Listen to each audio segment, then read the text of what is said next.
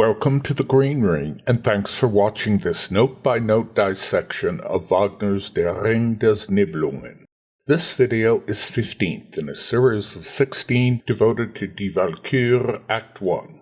Built on nearly 2 centuries of scholarly literature, it's a massive journey I hope you'll take with me, one I'm dedicated to finishing. For an explanation of who I am and more on the reasons for this series, please check the preface video, first in a group of 6 building a foundation to this in-depth analysis. Before diving into this video, you may at least want to watch The Case for Erda, The Case Against Wotan, and The Case for Loge, which present my views on how and why Wagner manipulates his musical syntax as he does, in the process identifying key morphemes which I believe define the entire work. You'll find explanations for why the terms leitmotif, motif, and motive have been replaced by morpheme, module, and cell in the chapter titled Music as Text.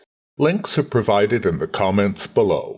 My aim is to mount subsequent videos each week with breaks of approximately a month between each drama's acts until the entire ring is analyzed. We pick up where we left off, Sieglinde teetering on the edge of realizing who her Wälsung swain really is. Top stave of page 130 in Dover's Full Score. At the height of Sieglinde's bliss-driven excitement, horns banish woodwinds to initiate an E major Valhalla Part 1 development. Cello contrabass pedal throughout. That morpheme's initial module, a ring fragment with overlapping Wälsung triads, along with her earlier narrative of Wotan's appearance at the wedding feast, reveals that it's the Wälsung love cadence's similar modules which goad her thoughts towards Wotan as the fragment percolates through her prior bliss evolution to crystallize here.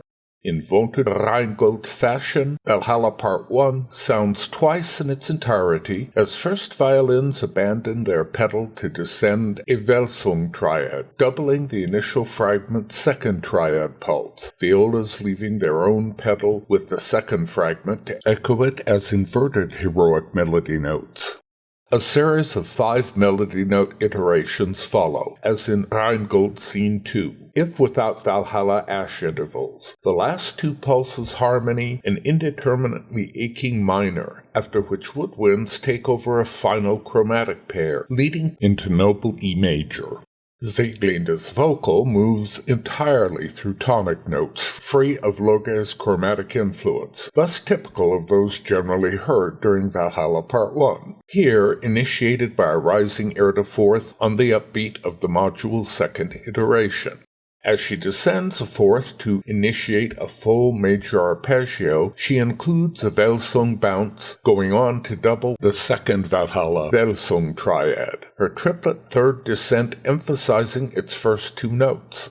With first violins before it, this makes for 5 consecutive triad pulses, the Wälsung twin deeply immersed in her racial identity, musically as well as mentally, her words giving special pause. Ein Wunder will ich gemannen. It won't be until Act 2 the implicit dread in this chance comment fully erupts, but, more practical of the two, Sieglinde must know the potential doom of throwing in with this lone outcast, especially should they be relations. Even so, recalling her strange wedding guest's tender look, rekindled by her sibling's eyes, brushes aside those qualms, and she continues at the bottom of her register with a static followed by a lone ash interval on a major 6th. After a crotchet quaver rest, she completes her thought on an upbeat quaver heroic 5th, rising into another low interval through a 4th, only to fall with the same, another Wälsung bounce, and reverse chord note cap. This leaves an entire minim quaver silence as the last 2 Valhalla pulses rise chromatically into her brother's response. Tanner's observation comes home to roost as, obsessed with his sister's allure, Siegmund brushes aside the smoking gun of her wedding visitor with more love-nothings, a brief yet pungent foretaste of Siegfried Act 3's love duet, in which the twins' offspring talks past his reluctant Valkyrie bride with fatal results.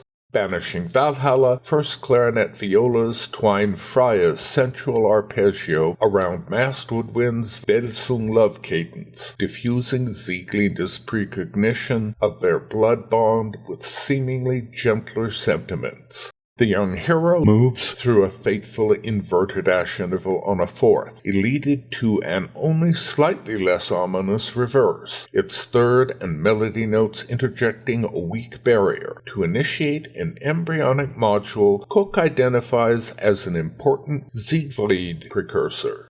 The passage of syntactic information resides in vocals and first violins, the most complex sequence in the ring to date harmonically speaking, thus in mainstream Western music of its time. The young hero's vocal, an ironic bouquet of Wotan-opposing cells, hopefully begun on a heroic rising fifth, to extend through a pair of chagrin pulses, their backbone melody notes both original and hyper-extended, each capped by tragic descending fifths, a barrier in their middle. Their last two-thirds, Rheingold's syntactic bundle signaling Loge's manipulation, Erda managing the couple's bond through her go-between's hold on libido.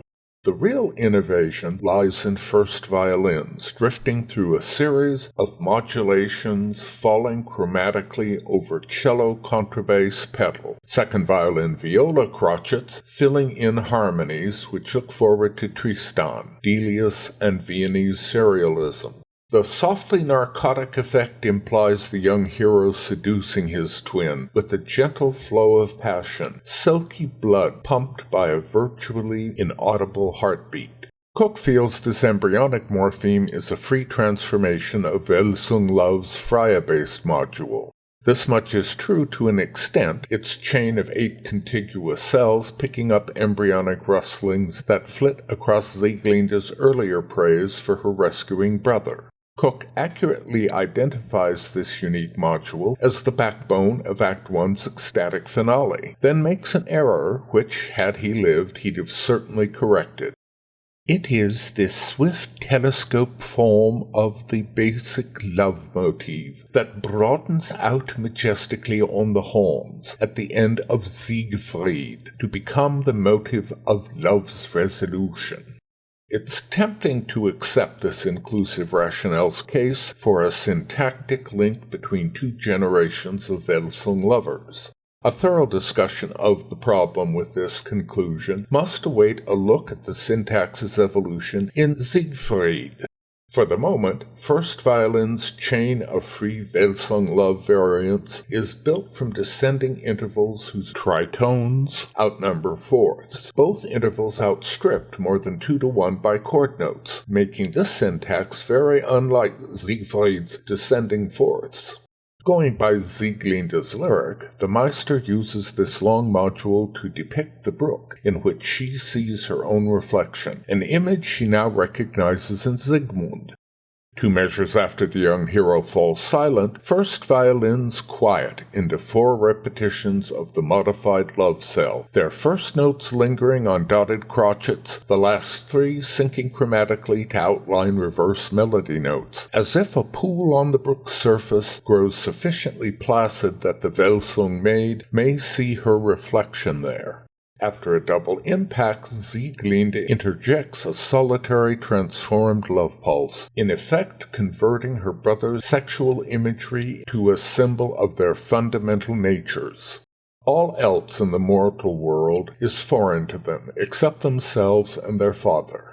Not mortals but demigods by Wotan's design, the twins are the only each has ever seen, and, coupled with an intense yearning for knowledge of their origins the god has denied them, this biological identity inflames their love. The poetic metaphor of a face reflected in water recurs twice in Siegfried to illustrate how Wotan assures race always bonds his offspring at a primal level, making it the key player in Siegfried's Act I self-discovery, and Brunhilde's Act III reaction to him. Warfather plans for his descendants to invariably recognize their genetic heritage in one another, bedrock of all their intimate relationships. The sole exception brings his scheme crashing down. but more on that in good time. Sieglinde's epiphany expands on her reflection in the brook, declaring how she now recognizes that long-ago image in her brother. With first violin's final love variant, she intones a placid double impact in echo of her immediately previous phrase, which her following quaver rest separates from her ascent on melody notes, her two final pitches doubled by first violins as they relaunch 7 bliss iterations, harmony lifting passionately, intertwining second violin viola sine wave counterpoint dominated by crotchet hesitations before quaver triplets. Allowing the bliss strophes for the voice, she again rises on melody notes, lingers through 4 static pulses into a variant of Donner's Rheingold encomium to the skies, elided through a Wälsung bounce, and after 3 static notes, a fate pulse. Violin's crescendo on a rising triplet arpeggio, finished in semiquavers as first oboe cries a pure world ascendable. With its final note on the second downbeat, Siegmund's ardent response comprises 2 love iterations. First violins, first oboe doubling his initial strophe. His second losing violins, which have lifted through another fervent triplet arpeggio into his love module's chord notes. Cellos join on its upbeat with another pure ascendable to double the entire love module with first oboe. His zeal belies the apparent emptiness of his words, yet they reinforce the twins' preternatural oneness, a duality in one metaphor to dominate the Siegfried-Brünnhilde relationship, never mind the whole of Tristan. First oboe cello's pure ascendivals are rarely audible in performance, a critical morpheme dominating the next measures, as Sieglinde teeters ever nearer a conscious grasp of their shared blood. Sieglinde calls for silence to another soft double impact, cellos falling through a ring fragment, their chord note finish to evoke Albrecht's fragment during his wild Rheingold bid to preserve his own design for world control through race. With the notes up-down beat, third horn lifts through another pure ascendable into a love module, echoing Siegmund. His sister outlines a prescient abandonment triad and falling octave, acknowledging the dangerous territory she enters. First horn repeats the ascendable love bundle, the instrument's mute giving its octave lift special bite to answer her falling one, her strategic dotted minim rest allowing the bundle full voice. As a final irony, the harmony moves subtly through air chords, just as it's done for her brother's love pulses. Ascendable and Wälsung love, syntactic backbone of Valhalla Part 4, revive here with crucial differences. Harmony lacking Valhalla's magisterial grandeur, its spear cell become the Valhalla's enigmatic plans, while the syntactic weight focuses more stoutly on the great tree's vitality, and natural love, Sieglinde's vocal, expresses it as her divine father's betrayal, to serve his racial perversion of that pure energy. The ring fragment's racial baggage subtly confirms the Nibelung's role in that conflict, of which the Wälsung twins are entirely unaware. Replacing the spare module with air chords hints at possible escape, but too late for these ill-starred lovers, this moment of revelation leading them in the wrong direction, Sieglinde's vocal confirming they are wholly Wotan's creatures. Realization begins to wash over Sieglinde as she puts together that her brother's voice, so like her own, is something she remembers hearing as a child. As she moves leisurely through static notes and a pair of third lifts, yet another abandonment triad rounded by reverse chord notes, quiet string dotted minim chords eerily trace another embryonic fate pulse. With a shock, tremolo violins, violas, and cello pedals sustain a major 7th chord for 2 measures to mark her brainstorm, sung appropriately enough to chagrin. It sparks a trio of octave love iterations, their pure ascendivals ever more recognizable. As progressively added woodwind's horns swell their fervent intensity, leavened with first violin tremolos, twice marking the Wälsung's racial identity in reverse melody notes. Musing she's heard the same tone in her own forest echoes, she lifts a third into melody notes, capped by an eerie ringless distortion, then reverses it by falling a sixth into another third lift. Her next melody notes finished in Wälsung joy, with its Wälsung triad, mark of their shared blood.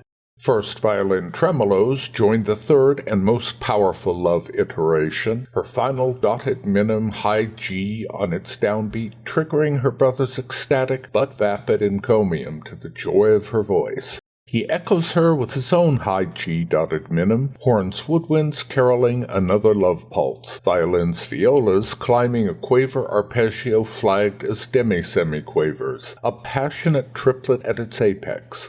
With the next downbeat, violas lapse into a dotted minim tremolo chord, woodwinds pulsing triplets to recall the prior love music, as violins double Siegmund's love pulse, which he extends into its sensuous loge module, doubled by second violins alone, woodwind pulses fading away with horn chording beneath his chord notes. There's dire work here that only Sieglinde can do. Tempo quickening, violas, low strings tap out a Wälsung fanfare trio, bassoons joining the last, harmony rising interwoven by two bass trumpet sword iterations, each of their falling octaves deftly contradicting the Wälsung melody notes, Sieglinde's rest allowing the first sword Wälsung mix full voice, resuming on the second Wälsung strophe's upbeat with a quick static ash interval, her more relaxed high interval rising on a third, her subsequent static interval more deliberate and capped in another high on a third, while her repeated echoes of low intervals common to Wälsung race emphasize their blood's natural power. Sieglinde's phrasing on thirds outlines another abandonment triad, in the same way she delineates that cell in her narration of Wotan placing the sword.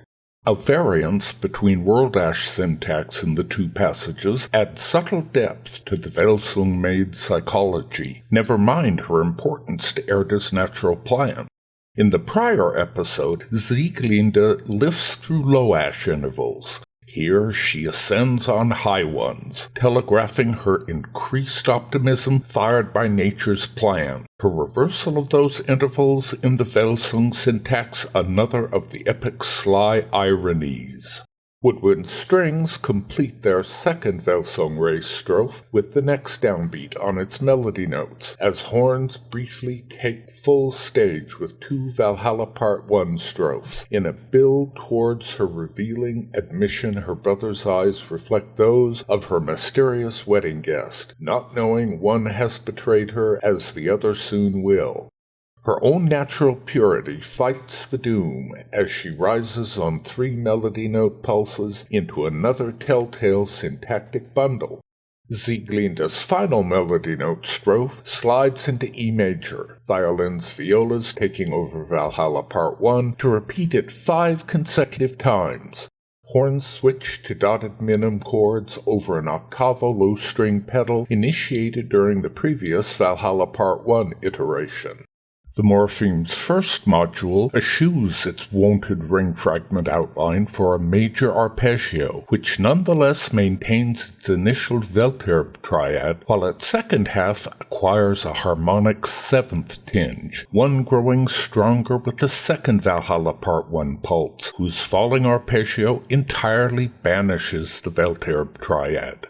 The third iteration shifts to A major, again without triads, and entirely colored with that anticipatory seventh flavor, and, while the fourth strophe offers a Welterb triad, the fifth and last does not, its seventh harmony still more pungent.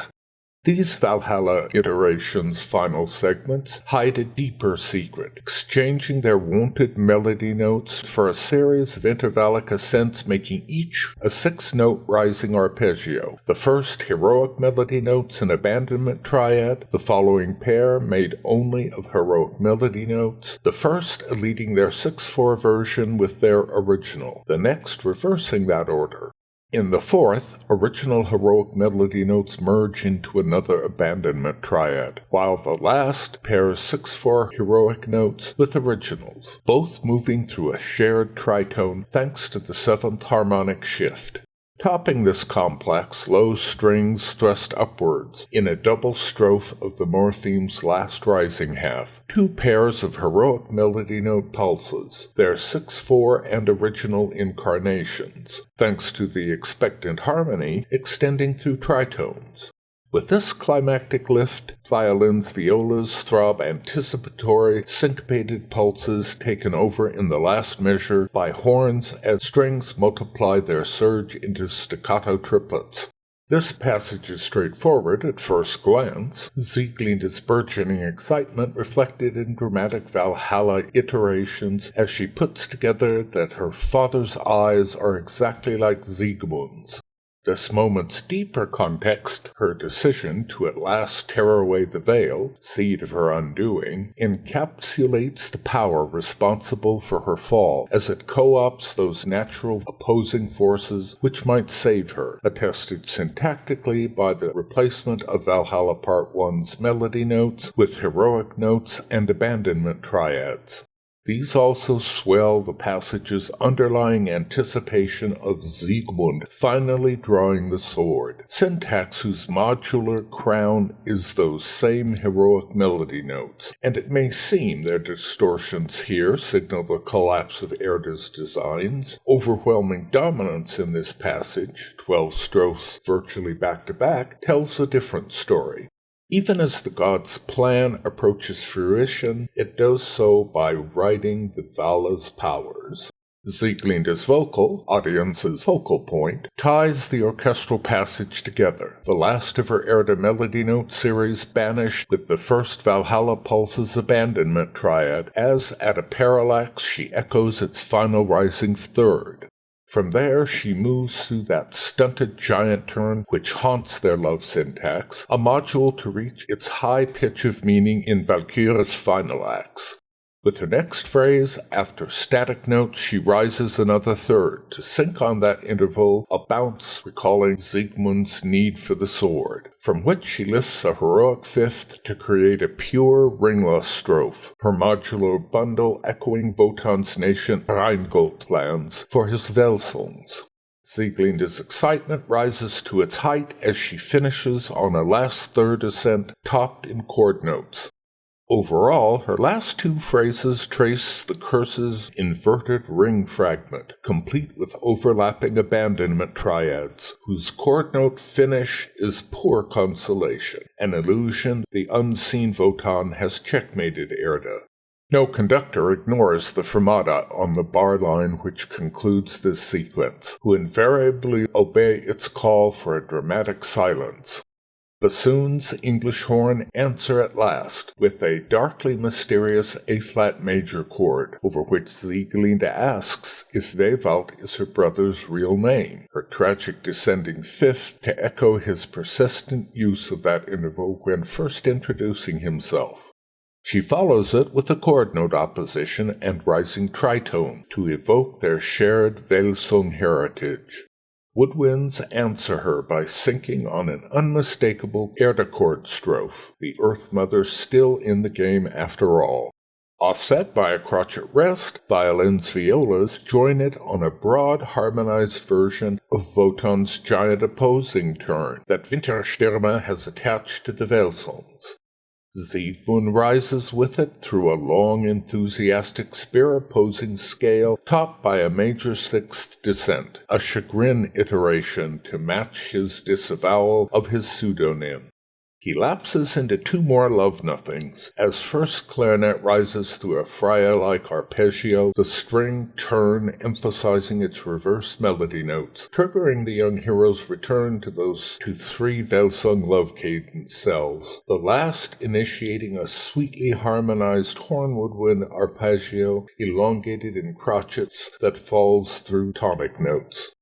Knowing she's onto something, Sieglinde continues to press for his true lineage, asking after his Siegmund alternative, again voiced that same plunging fifth from which he rises on reverse chord notes to sink through extended reverse melody notes, her last two pitches phrased as chord notes, clarinets, bassoons sustaining another dark set of air chords.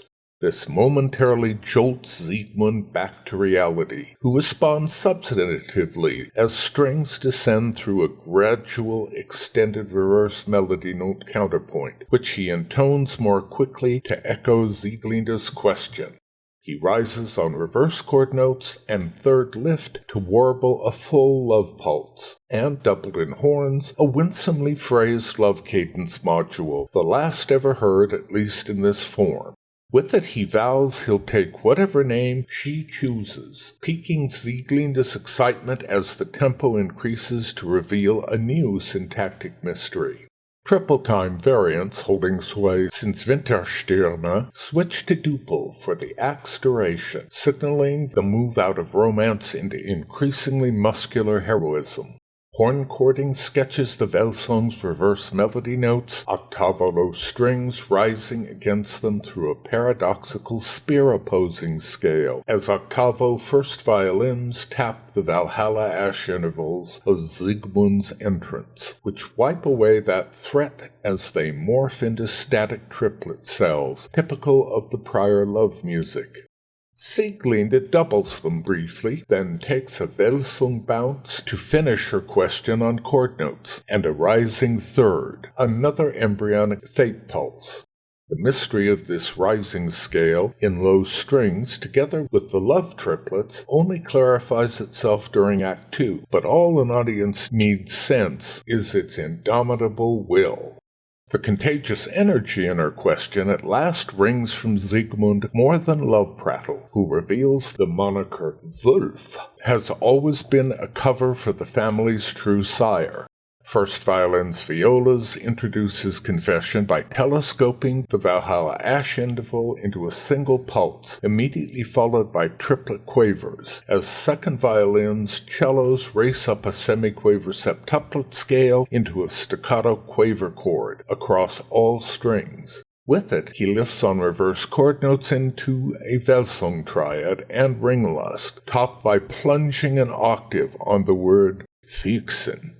Those enemies the pseudonym is meant to fool. With his terminal octave, horns launch a single rhythmically elongated Valhalla Part 1 alternative, again in E major. Its last module varied as a rising arpeggio to recall his sister's moment of decision.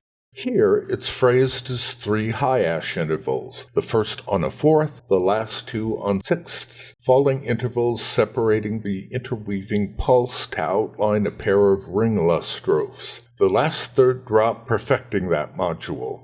On every beat, low strings alternate Valhalla ash intervals with violins violas, Siegmund floating over this tense mix with a low ash interval on a third, from whose minim he lifts another third, meaning an abandonment triad, to rise a fourth on a high ash interval, the two ash intervals together roughly sketching the sword's arpeggio lift, then sink through inverted heroic melody notes.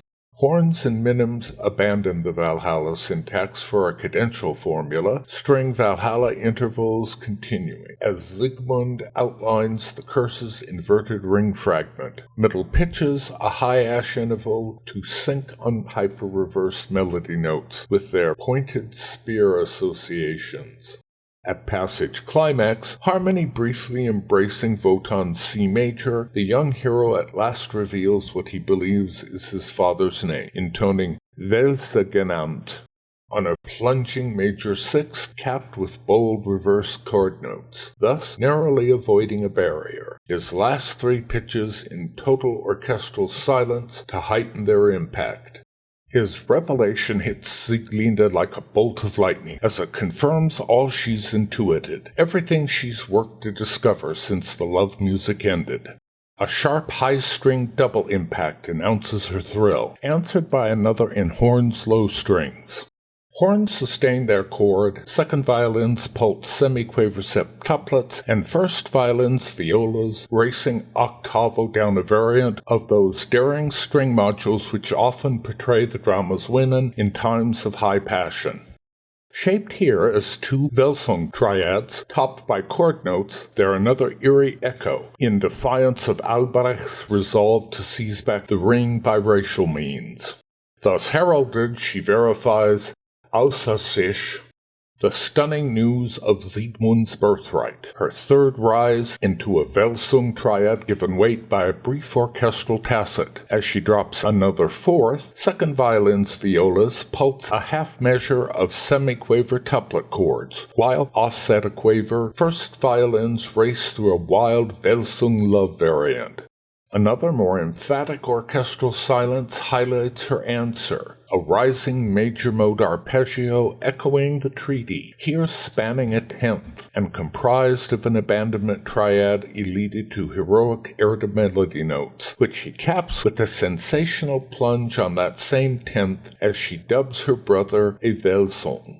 On first viewing, audiences don't yet know this settles all doubt. In her mind, he's her brother, since the poem deliberately leaves vague her own pedigree, scrupulously conserving that reveal for the act's last moments, even if, thanks to the sword and Valhalla Part 1, any attentive audience will have already guessed.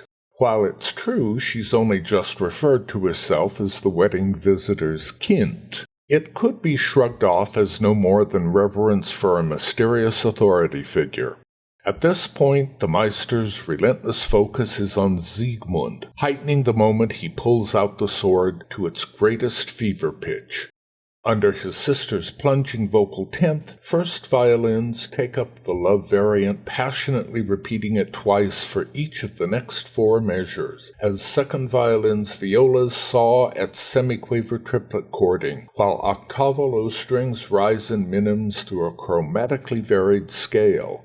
Thus buoyed, Sieglinde prepares to name her savior, first moving through a pair of high ash intervals, the first on an air to seventh, the second a heroic fifth. Her words, Lass mich dich heißen, wie ich dich liebe, taking a duo of pure love strophes, each finished in chord notes. She falls silent, one last anticipatory measure, massed horns woodwinds lifting a crotchet arpeggio eerily like the curse as first violins intone a swift back-to-back rising pair of love variants, the last completed in reverse chord notes, while oboe, clarinet, first horn, tremolo, second violins, violas, and arco octavo low strings ascend on crotchets, not surprisingly through an abandonment triad. This leaves the measure's fourth beat silent, a stunning preparation for Sieglinde to finish with high irony as she at last dubs him Siegmund on a tragic plunging fifth, in minims to top her phrase with a barrier, both modules ultimately fatal to their race. For the last two measures supporting her, horns woodwinds sustain a semi-breve D major chord, punched by a potent string quaver chord. Their next A major seventh quaver, cutting horns woodwind short to leave another total orchestral silence for her barrier.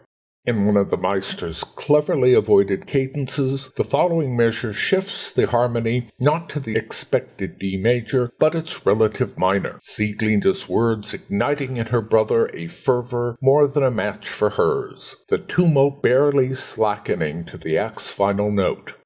Horn woodwind quaver chords feverishly hammer continuous love music triplets, as hefty string graces first unleash viola's low strings, then first trumpet, first trombone, thundering the Wälsung race's initial module.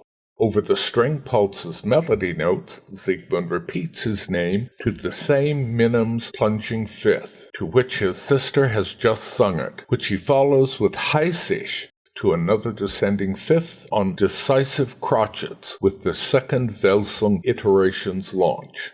Resting a crotchet, he resumes a fifth above to ascend a fourth and repeat his name in minims as a dire plunging octave atop the second Wälsung cell's melody notes.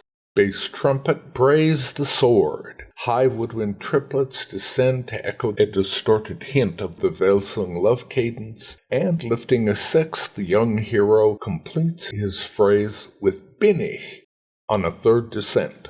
After his dotted crotchet rest, Siegmund lifts a fourth from the next upbeat to cry an anti-barrier, violins, violas taking the quaver triplet chords with the downbeat's first crotchet to silence horns, woodwinds. Bass trumpet's swift answering sword iteration lacks its wonted ascending fourth, the Wälsung supplying that on the next upbeat crotchet to echo his anti-barrier, ending on the next downbeat with another fateful plunging octave.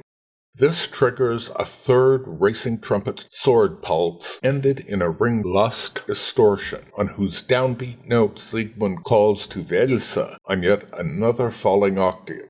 He rises from it through an abandonment triad to descend a sixth as octavolo strings echo Valhalla Part 4, the eponymous Valhalla cadence, by marching down an unmistakable spear scale, the module's wonted ash interval and love module prominently eliminated. This goads the hero to a barrier, and third horn to the fourth consecutive sword iteration, rising forth here a fifth, those strings lifting on a tonic crotchet arpeggio against which violin viola triplets sink to again evoke a hint of the Wälsung love cadence. In answer, Siegmund declaims a second barrier, over whose final upbeat second trumpet presents the sword at its wonted tempo, string triplets rising in the love cadence form, as octavolo string crotchets descend a two-measure spear pulse. It builds to a powerful minim chord across brass bassoon strings, the Wälsung leaping into it on a tritone only to fall through an inverted ash interval on yet another dire plunging octave, as he declares, Ich fass es nun, the full orchestral silence giving his last two words chilling impact. The orchestra series of potent syntactic touches give this roller coaster its special bite, Wälsung's sword and spear, belied by the remarkable ironies of Siegmund's vocal, hosts of plunging fifths and falling octaves, its anti-barrier equaled by its barriers. The Wälsung, who has previously attached the plunging octave to his father's name, now uses it for his own, and, as Cook notes, soon does the same for the sword. Henceforth that interval's most recognizable identification across the epic, with its ironic mark of the world ash's power turned against itself. Barriers obsessively mingled with their hopeful retrograde anti-barriers underline the god's ongoing power struggle, into which he co-opts his demigod children, a battle they unwittingly embrace on his behalf. Siegmund's admission he's Wälse's child moves Sieglinde to disclose his rightful name, thus inspire him to grasp the sword, events the Meister presents as an inexorable chain drawn ever more tightly around the pair, binding their love to Wotan's racial plans while separating them from Erda's natural world. Siegmund's deed entails far more than grasping a weapon to protect his loved one, all he himself imagines he does. Claiming the sword embraces Wotan's scheme to reclaim the ring, which could hardly be further from the wishes of either twin. We're almost there. The next video, which concludes Act 1, picks up where this one leaves off as Siegmund takes hold of Notel, second stage of page 141 in Dover's Full Score. As always, thanks for watching, and please do leave your comments below. Time and energy allowing, I'll do everything I can to respond.